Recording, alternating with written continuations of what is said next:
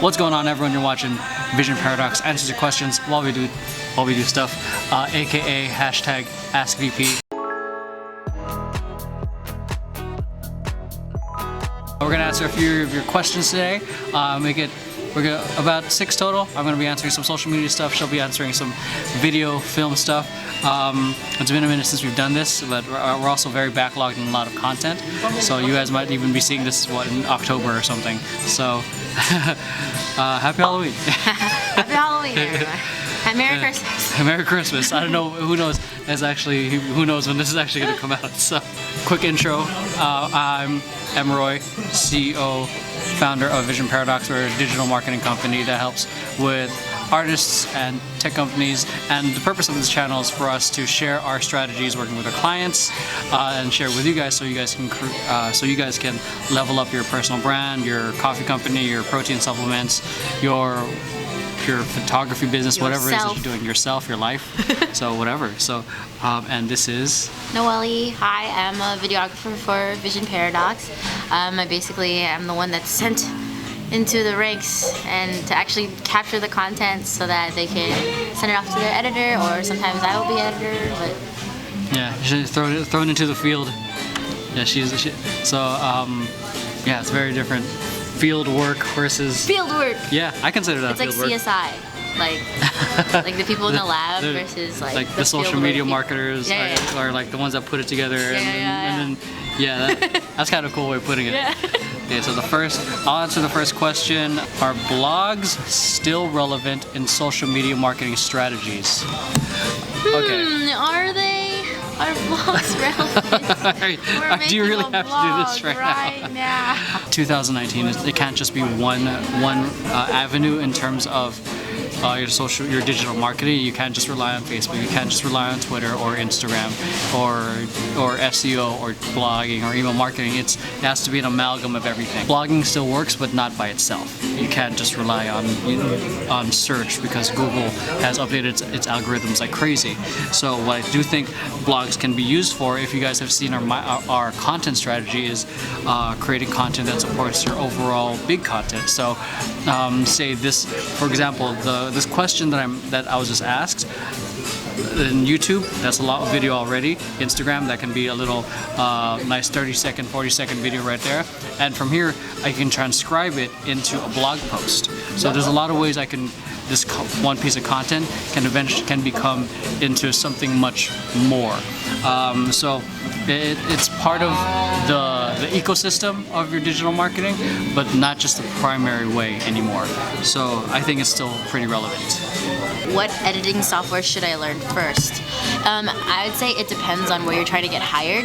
If you're trying to get hired at like say big studios like Sony or Disney, etc., you're gonna want to learn Avid, because that is the industry standard for features, etc. Yeah, Avid sucks, in my opinion. It fucking sucks. Avid. But if you're gonna get a video editing job at a startup, or like you do marketing content or anything like that, honestly, learn Premiere. They most likely use Premiere already. The creatives in that space or in that job most likely already use Premiere, because it's like the indie standard. So Adobe Premiere is the indie standard, and move on from iMovie, please. But it's no one really uses Final Cut Pro or Final Cut 7 anymore. Final Cut 7 used to be an industry standard, but it's no longer, because of Premiere is actually kind of becoming the in-between indie and professional, because there are more features being edited on Premiere. But because it has that range of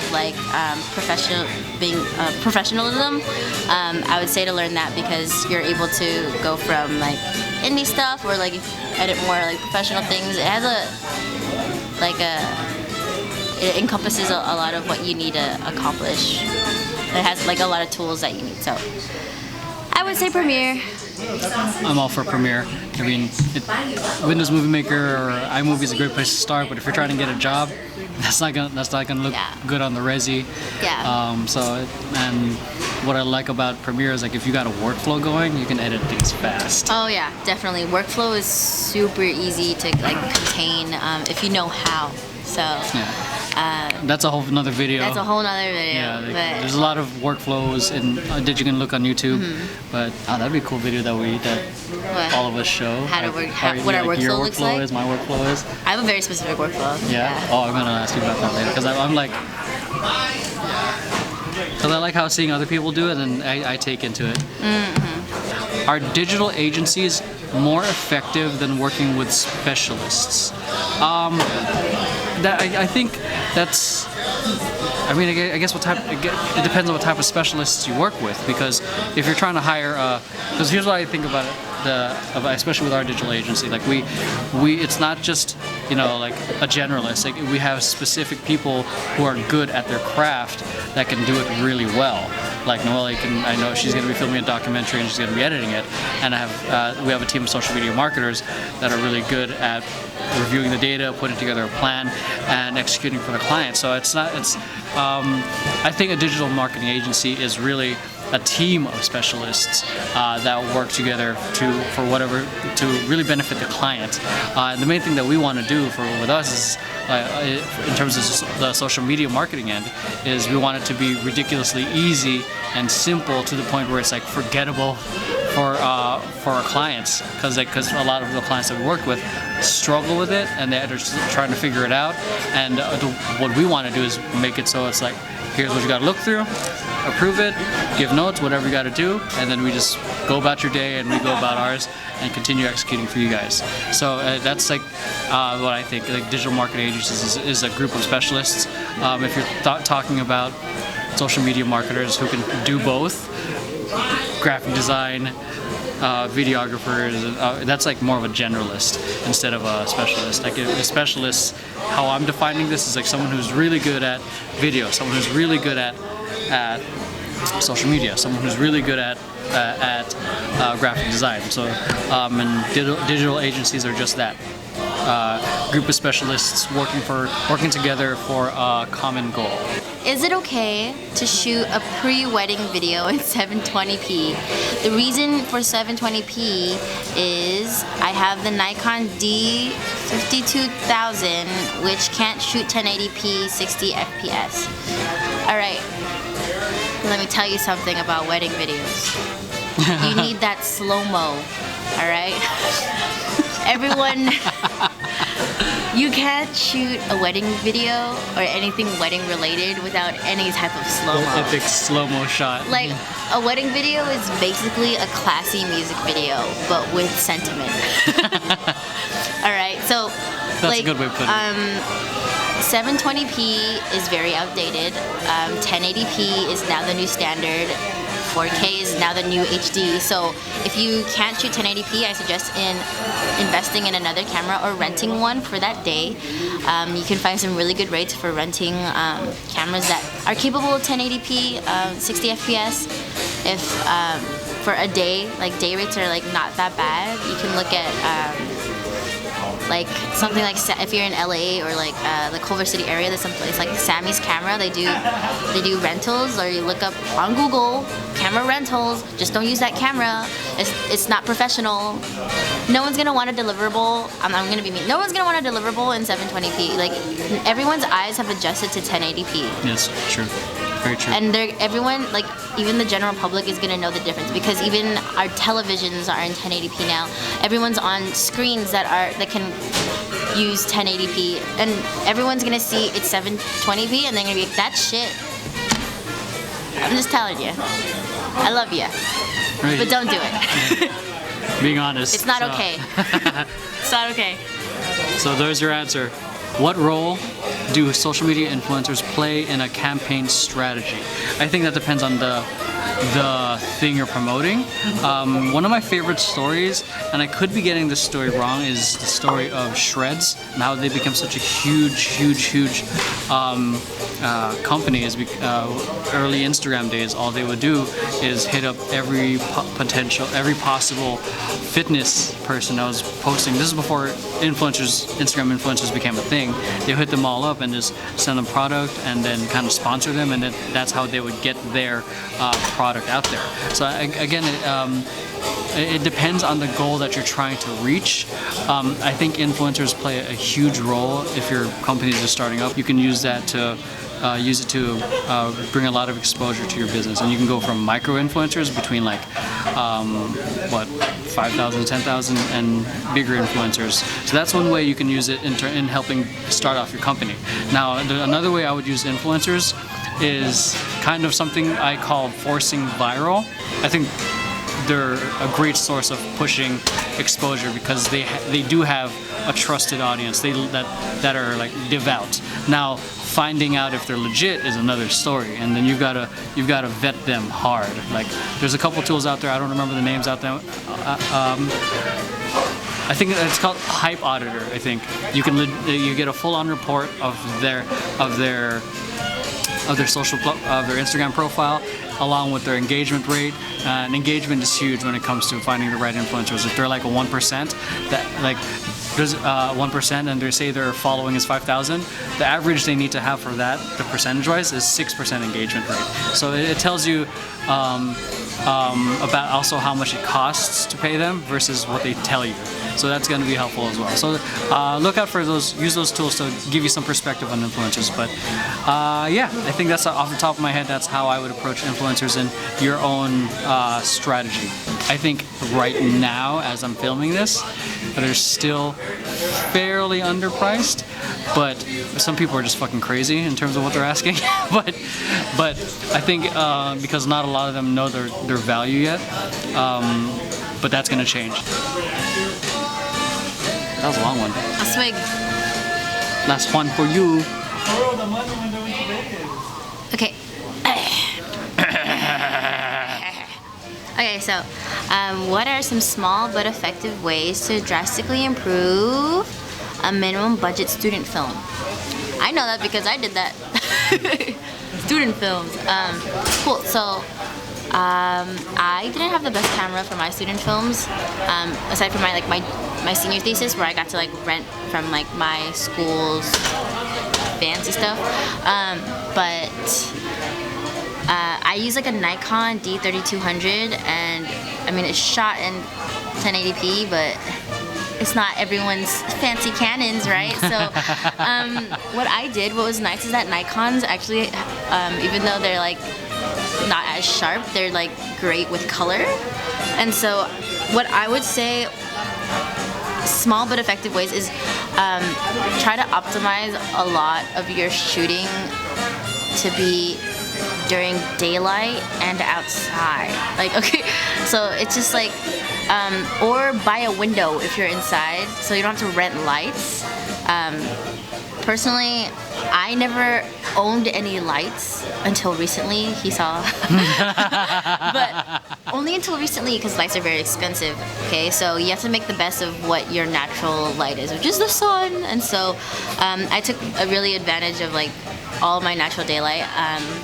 So I made a student film on like urban dance in Germany, and I basically did all my interviews outside. That film, I didn't include the interviews, but I will make another cut later. But it's just like everything's outside and like in daylight, and it looks beautiful, you know, because it's the daylight. And a small but effective way to make it look better is you know how to use your camera, know how to expose your shot well, know your shutter speed and what that's supposed to look like. Like say in Europe, if you're shooting in Europe, like, and you're shooting indoors, like, you can tell that like you're gonna get like this weird like lines across your screen. That's because like the lighting there, like the electricity is at a different I forgot what it's called, like gigahertz or something. Not gigahertz, it's like Hertz. Watts. They're different. So like you have to just be aware of these little things, like shutter speed, exposure, white balance.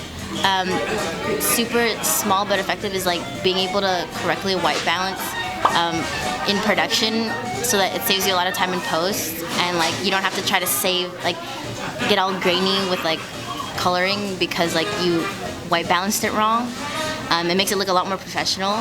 And then composition, honestly, being able to compose a shot correctly is what's gonna make your student film look way more professional than it actually is. Because everyone normally like, oh, put it on a tripod and make it a wide.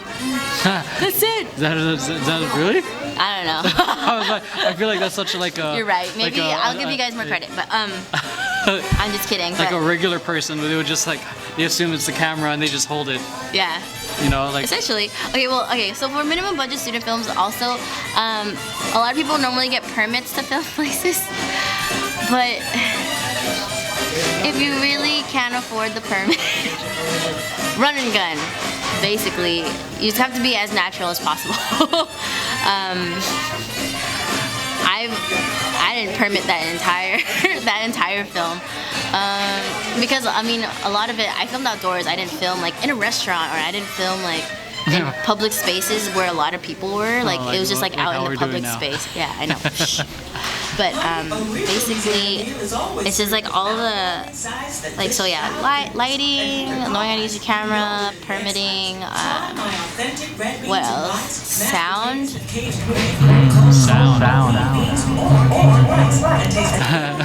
Because I'm sure some of you guys are hating on it, but you gotta work with what you've got. You gotta work with what you got, yeah. So honestly, I've done a lot of interviews with this. Hello. For one of my films, I actually used like a lav mic, but literally holding it right here and just like as if a microphone. I've done like other stuff like that. Totally works. Looks ghetto, but like it depends on what you're like doing, right? And if you know how to use some of like the audio cleanup, you can. I think it'll just do well. It sounds completely fine. Yeah. Like say, if you've never owned a shotgun mic like me, yes, very helpful. Or also, like even if you're trying to record like yourself when like you're vlogging, if you have like your earphones and you like have that. Oh, I have something called I have something called the ghetto lavalier mic. I have an old iPhone I don't use. I have a broken headset. I just use a paper clip. I use a paper clip. I go under, and since it's an iPhone headset, it's white, so sometimes I wear a white shirt. You can't see it. There you go. See, when you're poor, you come up with a lot of stuff to do. Like I honestly prefer that mic right now over my lav mic because that's just how it is. Yeah, I like the sound from it. So. Yeah, honestly, one more small but effective way to like improve a student film is to actually tell a story. Like, honestly, a lot of student films kind of get lost in like all the technical aspects of everything, like making this look really pretty and like investing in lights to make this look extra crazy. Sorry, I totally like just tickled your hand. Yeah. But basically, it's just like what everyone wants to see is a story, like one that actually, like a narrative that actually like, it doesn't like not necessarily has to like reach in and inspire you, but like something that like is cohesive and something that is like interesting, preferably original, and like just something very engaging, you know, like don't just like go out and just shoot whatever, and like just because it looks good doesn't mean it's gonna be good. You know, that's like so true. If you're shooting a narrative, if you're shooting a documentary, it's like it's all about those sincere moments, right? So it's just like you can't be lazy about almost recording all the time and having to go through all that footage. Like you're gonna have to put in the effort, you know, to storytell and editing. So it's just like small but effective ways to improve your student film. Bing. There we go. Yeah, I think one of my favorite tips that I ever got in terms of filming is like show, don't tell. Yeah. So I think that's like the main thing. And for me, when I'm editing, I always have like after my select reel and I do have to do my rough pass, I go through like after my first rough pass, I take 2 hours off or a day off, and then I watch it again. The main thing I'm always looking for is like what can I remove that makes the story more succinct. Yeah. Because if you're like, I vlog a lot, and I have to like always look for a lot of footage that actually matters. Yeah. And there's like a lot of good shots that I loved that I thought were great, but just didn't contribute to the story. So I just, You have to, what I learned in documentary filmmaking is like you have to kill your babies. yeah.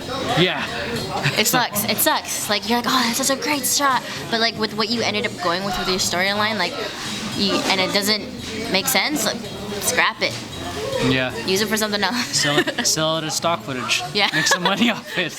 Like, I mean, Do something. send it on Pond 5 or Video Blocks. Make some extra cash off. Yeah. Basically. So that is it for today's episode of Ask Vision Paradox Answers Your Questions While We Do Stuff, aka hashtag VP. Oh, what we've been doing in the meetings, because you don't have to do the weekly meetings. I've been doing this. Vision Paradox forever. It was originally me just being stupid, but it became a thing with the team meetings. So, hope you guys enjoyed. If you guys got any questions, leave it in the comments section down below. Yeah. We love hearing from you guys. We love all your questions.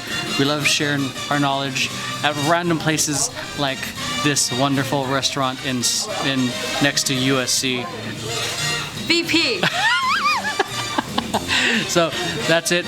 Thank you guys for watching. Make sure you hit like, subscribe, and hit the bell notification so you guys are getting notifications Bing, bing. of when these videos are coming out. Just tripping you guys out. All right, see you guys later. Boom. Bye.